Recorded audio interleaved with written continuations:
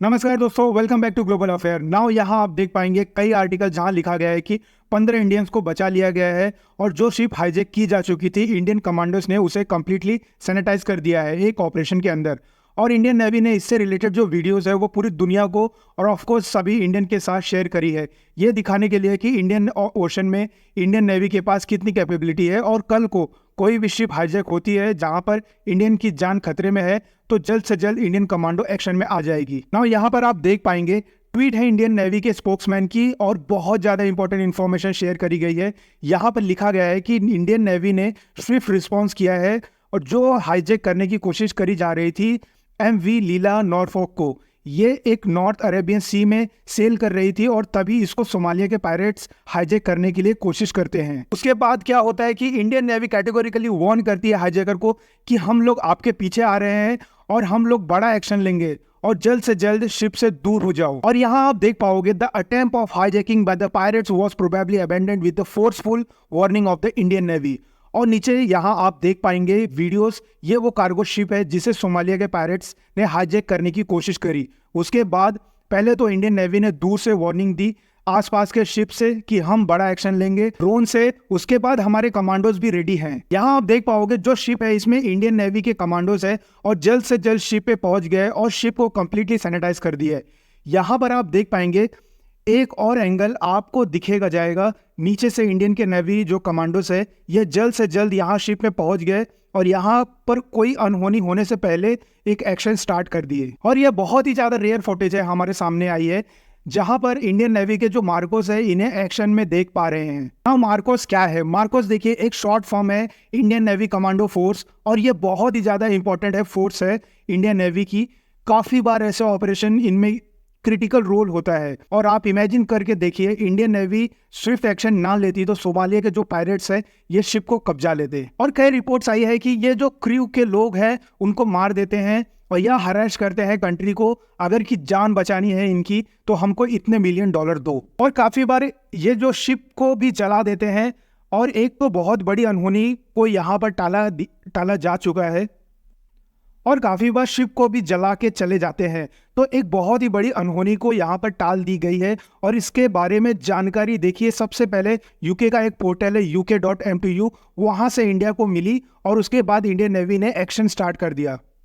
यहाँ पर आपको एक बात समझनी होगी कि इस इंसिडेंट से ना इंडियन की जो ओवरऑल पावर है, जो इंपॉर्टेंस है अरेबियन सी में, ये प्रॉपर हाईलाइट होती है, स्पेशली एक ऐसे टाइम में जब हूती रिबेल लगातार कार्गो शिप्स को टारगेट कर रहे हैं। और अगर आप वर्ल्ड मीडिया को देखोगे ना, CNN, BBC, अल जजीरा, इवन अल जजीरा जो इंडिया के बारे में इतनी न्यूज़ कवर करता नहीं है, बट अल जजीरा को भी यहाँ पर रिपोर्ट करनी पड़ी कि इंडियन नेवी ने एक शिप को इंटरसेप्ट किया है जो क्रू था यहाँ पर। बाय द वे ऐसा नहीं है कि सभी लोग जो शिप में थे ये इंडियंस थे, 21 लोगों का क्रू था, उसमें 15 इंडियंस थे, बाकी अदर कंट्रीज के थे, तो उसके भी यहाँ पे सबकी जान बचाई गई है। और एक बड़ा हाईजैक इंडिया ने टाइम पर रोक दिया है, नहीं तो वैसे मैं बता दूं ऐसे हाईजैक अटेम्प्ट पहले ही रोक देना बहुत ही रेयर होता है। और वर्ल्ड मीडिया आज के समय ये बात भी रिपोर्ट कर रहा है कि इंडियन नेवी ने ना सिर्फ शिप को बचाया है, उसके अलावा इंडिया ने अब अरेबियन सी में एडिशनल डिप्लॉयमेंट बढ़ा दी है वॉरशिप की, ताकि कल को कोई ऐसा इंसिडेंस ना हो पाए। क्योंकि जो सोमालिया के पायरेट्स है, देखिए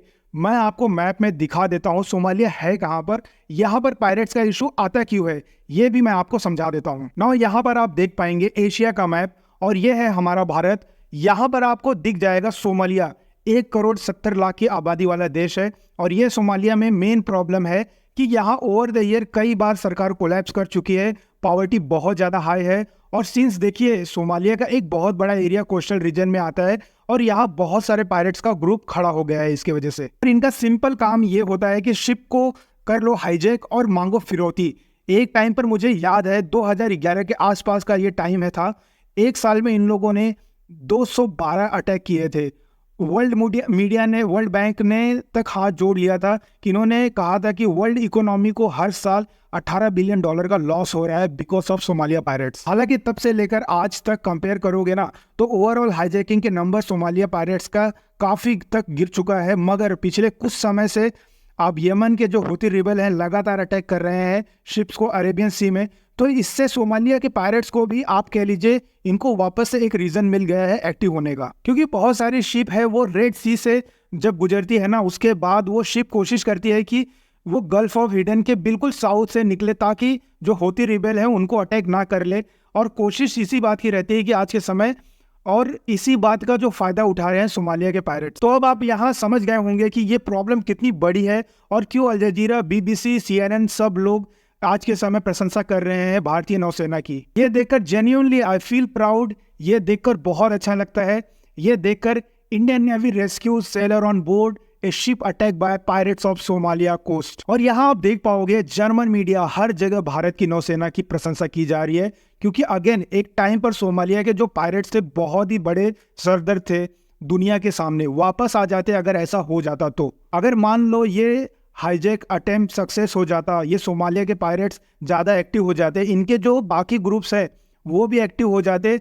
अब एटलीस्ट इसके बाद ना जो बाकी के ग्रुप्स है वो भी कहेंगे देखिए इंडियन नेवी इस वक्त अरेबियन सी में बहुत ज़्यादा एक्टिव है, तो बिना बात के जो शिप्स है इनको हाईजैक करना इट इज़ पॉइंटलेस। और इंडिया ने दिखाया है यहाँ पर कि इस रीजन को एक मैसेज भी दिया है कि सिर्फ USA पे डिपेंड करने की आवश्यकता नहीं है। क्योंकि मुझे याद है जब भी ये इशू सामने आता था सोमालिया के पायरेट्स का, तो दुनिया देखती थी USA को कि USA यहाँ आएगा और सबको बचाएगा। और आप अगर अरेबियन सी का ये हिस्सा देखो ना, तो उस टाइप के हिसाब से, मतलब 2010 के हिसाब से देखिए तो किसी की भी इतनी बड़ी नेवी नहीं थी। इन कंट्रीज जो नीचे की तरफ है इनकी भी अगर कंट्रीज के नेवी को देखोगे आप, तो इनमें से भी किसी की ज़्यादा बड़ी नेवी नहीं थी। तो इसीलिए लोग USA से लोग एक्सपेक्ट करते थे कि अमेरिकन नेवी सबको बचाएगी। बट इंडिया ने एक मैसेज सबको सेंड किया है कि ऐसा नहीं है कि USA पे आपको डिपेंड करना है, India can provide proper security in Arabian Sea. तो ये देखिए एक प्राउड मोमेंट है इंडिया के लिए। और अरेबियन सी में मैं अब इंडियन नेवी का रोल अब बढ़ने वाला है और इन द फ्यूचर बहुत सारी और न्यूज़ आएंगे। तो कुछ और डेवलपमेंट होती है तो मैं आपके लिए बाद में अपडेटेड वीडियो ले आऊँगा। और ये है हमारे वीडियो का अंत। Thank you for watching.